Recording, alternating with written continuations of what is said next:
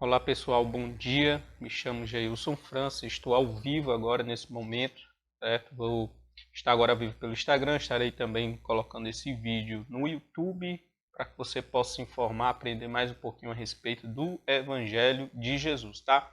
E nós estamos vivendo a Semana Santa. Estamos na Semana Santa, começando domingo com o Domingo de Ramos. Começamos com o Domingo de Ramos, que é o domingo da entrada de Jesus em Jerusalém, né, em cima do jumentinho. Então começou ali a Semana Santa. E essa semana vem desde de domingo até hoje, nós estamos em plena Semana Santa. Né? E hoje é quinta-feira da Semana Santa. E nessa quinta-feira foram marcantes algumas passagens, algumas situações vivenciadas por Jesus Cristo que eu gostaria de falar para vocês aqui rapidamente algumas coisas que aconteceram ali na vida de Jesus na quinta-feira da Semana Santa, né? Hoje estamos na quinta-feira, amanhã será o dia da paixão de Cristo, né? Da morte e da morte de Jesus Cristo, amanhã. Sábado de Aleluia e domingo da ressurreição. Hoje nós vamos tratar mais precisamente a respeito da quinta-feira. E na quinta-feira, a primeira coisa que eu gostaria de pontuar aqui junto a todos que vão me ouvir é que Jesus Cristo ele celebra a Santa Ceia, né? Um fato marcante que se tornou inclusive um sacramento, né, dentro das igreja evangélica, igreja católica, apostólica romana, todos praticam esse mandamento, esse sacramento de Jesus Cristo, que é a Santa Ceia do Senhor. E a Santa Ceia do Senhor aconteceu exatamente na quinta-feira da Semana Santa, né, dessa semana. E na quinta-feira, Jesus está com seus discípulos, eles estavam ali preparando a comida, né, para a Santa Ceia, para a Páscoa, né, para comer a Páscoa. E Jesus pediu para que eles fossem à cidade atrás de um homem que não é retratado nas Escrituras, mas você pode encontrar essa passagem bíblica em Mateus capítulo 26, a partir do verso 18. Diz assim a palavra, ó, e ele disse, ide à cidade a um certo homem e dizei-lhe, o mestre diz, o meu tempo está próximo, em tua casa celebrarei a Páscoa com os meus discípulos. E os discípulos fizeram como Jesus lhe ordenara e prepararam a Páscoa. Tá? Então isso aconteceu pela manhã e durante a tarde aconteceu então essa Santa Ceia, essa celebração. A partir do versículo de número 20 diz, ó, e chegada a tarde, assentou-se à mesa com 12. E enquanto eles comiam, disse, em verdade vos digo, que um de vós há de me trair. E eles entristeceram-se muito. Isso Jesus falando a respeito de Judas, né? Um de vocês vão me trair. E eles se entristeceram muito. Começaram um por um a dizer-lhe, porventura sou eu, Senhor? E ele respondendo diz, o que mete comigo a mão no prato, esse aqui vai me trair.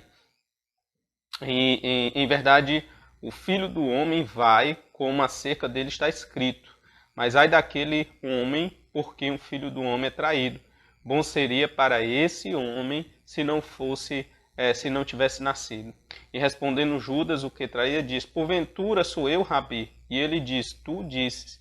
Enquanto comiam, tomou Jesus o pão, e abençoando partiu e deu aos discípulos e disse, tomai e comei, isto é o meu corpo. E tomando o cálice e dando graças, deu-lhe dizendo, bebei dele todos, porque isto é o meu sangue, o sangue do Novo Testamento, é o sangue da Nova Aliança. Bom dia a todos vocês, tá? Estou aqui comentando a respeito aqui da quinta-feira da Semana Santa, tá? Principais acontecimentos aqui na Bíblia Sagrada concernente à quinta-feira da Semana Santa. Então, uma das coisas que eu estou comentando agora nesse momento, o pessoal que está chegando agora, é sobre a Santa Ceia, que aconteceu exatamente na quinta-feira da Semana Santa. E eu estou lendo aqui já no versículo 28, e diz assim, ó, porque isto é o meu sangue, o sangue do Novo Testamento, que é derramado por muitos para remissão dos pecados. E digo-vos que desde agora não beberei do fruto da vide até aquele dia em que beba de novo convosco no reino de meu Pai. E tendo cantado o hino, saíram para o Monte das Oliveiras, tá? Então, acontece aqui a Santa Ceia, uma reunião, né, com todos os discípulos, Jesus aqui debate a questão da sua traição. Engraçado que Jesus em nenhum momento ele se deu como um bobo que não sabia de nada o que estava acontecendo. Jesus sabia sim que ele iria ser traído, inclusive também, com certeza, quem seria o traidor. Mas mesmo assim Jesus celebrou a ceia com todos que estavam ali, inclusive com aquele que ia traí-lo. E Jesus então nos repassa para a tradição cristã o sacramento da Santa Ceia, para que todos participem, para que todos participassem. E esse Novo Testamento, ele diz, é para a remissão do meu e do seu pecado, dos nossos pecados, tá? Então, Pedro, também na quinta-feira, é avisado de que ele iria negar Jesus, né? 3 vezes. Pedro ele vai ser avisado por Jesus Cristo. E também acontece no Monte das Oliveiras a agonia de Jesus. Conhecida a agonia de Jesus no Monte das Oliveiras, no jardim conhecido como Jardim do Getsêmani, que significa prensa de azeite. E lá no Jardim do Getsêmani, Jesus ele faz uma oração dizendo: se possível for, passe de mim este cálice sem que eu beba. Né? Jesus fazendo a sua oração ao Pai, pedindo para que, se possível, ele repassasse dele aquele cálice que ele iria beber, ou seja, seu sofrimento, sua paixão. Jesus, então, a partir daquele momento ali na oração, ele diz: mas não seja feita a minha vontade, mas a tua vontade. Então, Jesus ele se entrega completamente à vontade de Deus para a sua vida. A vontade de Deus para a sua vida é que ele passasse realmente por todo aquele sofrimento e morresse pela humanidade, como um sacrifício que existia no Antigo Testamento, né? Sacrifício de animais para a remissão dos pecados das pessoas. Agora o Cordeiro Pascual iria ser sacrificado também. Da mesma forma, seria entregue como sacrifício por toda a humanidade. Então era necessário que Jesus Cristo ele passasse por todo o seu sofrimento, por toda a paixão, por toda essa situação e pudesse, né, ter a oportunidade de, fazendo a vontade de Deus, ao terceiro dia ressuscitar. Mas nós estamos aqui nesse momento de agonia e Jesus, né, pede ao Pai para que passe, para você ver que Jesus, mesmo sendo filho de Deus, ele era ser humano e sabia da dor, do sofrimento e da dificuldade que iria ser passar por todo esse sofrimento. E ele pede ao Pai um subterfúgio, um caminho, um atalho para que ele pudesse, salvando os seres humanos, não passasse também pela paixão, mas não era ali a vontade de Deus. Ele teve realmente que passar por aquela situação. Uma coisa eu aprendo aqui, que nem sempre a vontade de Deus para as nossas vidas é boa no ponto de vista humano, né? Porque se você pegar no ponto de vista humano, o sofrimento de Jesus Cristo foi um sofrimento pesado, né? E não foi nada de bom, realmente não foi. Mas existem situações na nossa vida que nós realmente precisamos passar, e as situações essas que não são situações boas. E todo mundo que vive nesse mundo, vive e passa por situações complicadas. Se estamos no mundo, meu amigo, estamos aí, a chuva cai sobre bons e maus, né? O sol brilha sobre justos e injustos, e todos estamos passivos de passar por alguma situação complicada, difícil na vida, né? Então, Jesus no Jardim do Getsêmani, é exatamente aqui que ele vai ser traído, e Judas Iscariotes irá beijá-lo, né? Será o beijo da traição. Jesus, então, é beijado. E o plano de Judas, juntamente com os religiosos e os fariseus, era exatamente esse. Seria identificar Jesus entre aquelas pessoas, os seus discípulos, com um beijo. E foi exatamente isso que aconteceu. Judas beija Jesus Cristo e Jesus ele é preso pelos servos dos sumos sacerdotes. Os sumos sacerdotes mandam os seus servos prender a Jesus. Nesse momento, Pedro saca da sua espada, corta a orelha do servo do sumo sacerdote. Jesus recoloca a orelha do homem no local e diz: olha, aquele que vive pela espada morrerá. Essa frase ela é áurea, todos conhecem. Quem com ferro fere, com ferro será ferido. Quem com espada passa ou age, com a espada também sofrerá o seu revés, né? Então, Jesus Cristo, então, ele é apanhado, é preso. E a partir dali, os discípulos fogem todos. Pedro começa a acompanhar ele ali, né? Até o primeiro interrogatório, que é na casa de Caifás, sumo sacerdote. Isso tudo acontece, tudo na quinta-feira, certo? São fatos que acontecem na quinta-feira da Semana Santa. Pedro, então acompanha Jesus e ali acontece a negação, né? Durante a madrugada até o momento em que o galo canta e Pedro cai na real e decepcionado também sai, foge na presença de Jesus. Porém, o que marca aqui o final da quinta-feira é o interrogatório de Jesus na casa de Caifás. Eu gostaria de fazer essa leitura para a gente concluir. Amanhã irei continuar falando a respeito da sexta-feira da paixão, o que aconteceu, os interrogatórios de Pilatos, de Herodes, o povo incitando, ou melhor dizendo, os sacerdotes e os religiosos incitando o povo a escolher Barrabás e não Jesus até a sua crucificação, ok? Mas hoje nós vamos ficar até aqui, no interrogatório de Jesus na casa de Caifás. Diz assim a palavra de Deus em Mateus, capítulo de número 26, exatamente, Mateus capítulo 26, a partir do verso 57. Diz assim a palavra de Deus. E os que prenderam Jesus o conduziram à casa do sumo sacerdote Caifás, onde os escribas e os anciões estavam reunidos. E Pedro o seguiu de longe até o pátio do sumo sacerdote, e entrando assentou-se entre os criados para ver o fim. Ora, os principais sacerdotes e os anciões e todo o conselho buscavam falso testemunho contra Jesus para poderem dar-lhe a morte. Então a intenção deles desde o início era matar Jesus, né? E não achando, apesar de se apresentarem muitas testemunhas falsas, mas por fim chegaram duas e disseram: Este disse, eu posso derribar o templo de Deus e reedificá-lo em 3 dias. E levantando-se o sumo sacerdote disse: Não responde coisa alguma ao que este depõe contra ti. Marcos diz que não tinha lógica, não tinha fundamento, né? Eram testemunhas falsas que falavam coisas que não tinham pé e nem cabeça.